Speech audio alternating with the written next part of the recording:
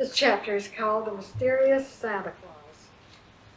I heard a forum speaker at the university a few days ago say childhood in America is disappearing, and likened the condition to children in medieval days when they became adults almost as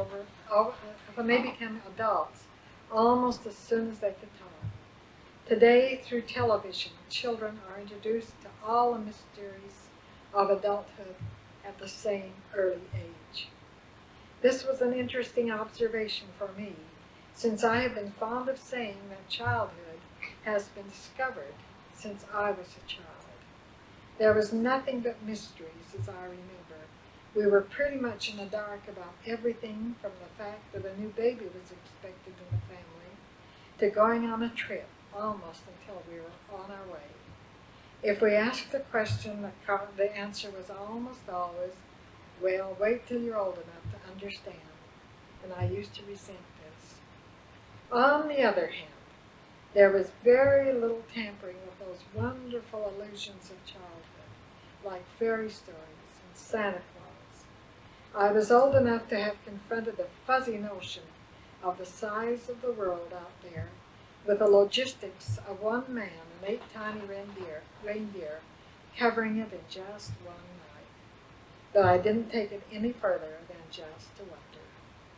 The first thing I remember about this particular Christmas was being on the train bound for Pocatello, Idaho, to spend the holiday with Sylvia Curry, my father's niece, and her family, and Uncle Dave and Aunt May and their family. And she is a foster sister of my mother. Before the train had time to pick up speed, we saw a little distance away an old gray stone building with letters Hotel across the top. My father asked me what it spelled. I sounded it out and said, "Hodel," and he laughed and corrected me. This is the only clue I have as to my age. I was just learning to read, but my mother had insisted that we not start school until we were 7 years old.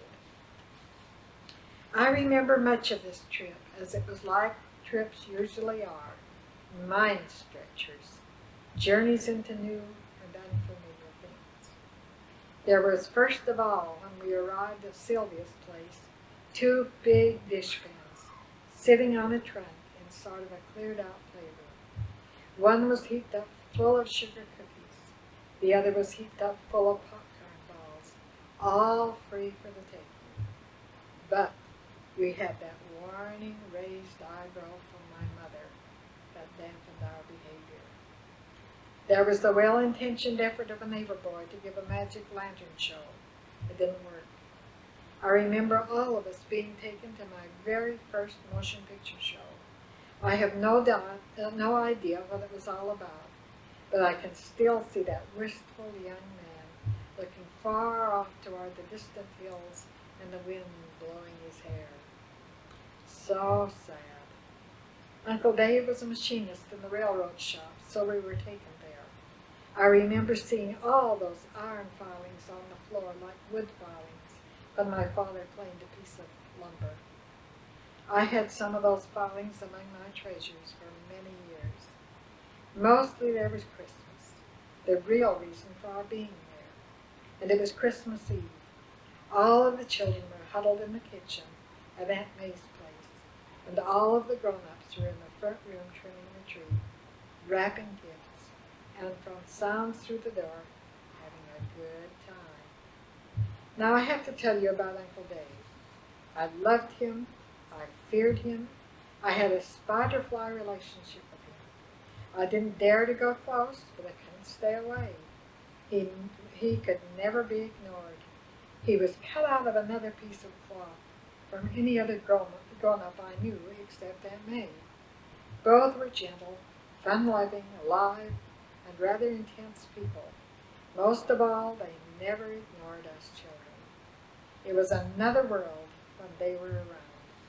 Uncle Dave would have made an ideal Santa Claus, a bit tall but jolly and always a pipe between his teeth.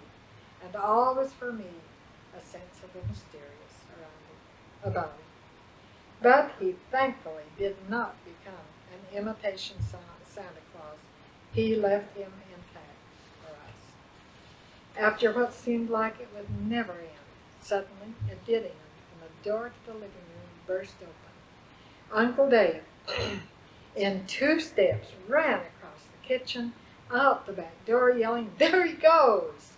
And I thought, now at last we'll know it all. And we just froze as we waited for Uncle to bring Santa Claus back. And we never doubted that he would. And there was nothing, just nothing Uncle Dave couldn't do. And those long legs could outrun anything. And then he came back, empty-handed and subdued, and he said, "Shucks, he got away." I was disappointed, frustrated, and Santa remained as mysterious as he had always been. Uncle led us into the tree for the goodies and dolls for Berta and me that they told us Santa Claus had left. That should be the end of the story.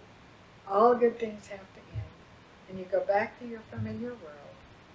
Now one day you children said, "Grandma, were you ever naughty?" And I have to tell you, yes. One day shortly after this trip, I found myself alone in our little house, face to face with my mother's dresser. Now the drawers of my mother's dresser were off limits to us children. I succumbed to the temptation to find out what was so mysterious in the drawers. I opened the top drawer, and there was a package wrapped in well-worn brown paper. I picked it up, unrolled it, and I got my comeuppance for my disobedience. It was the remnants and scraps of cloth left from the doll clothes that Santa had brought. All in one moment, those wonderful, mysterious illusions of a childhood were gone, and I went out to face the bare, cold, hard facts of life. Oh,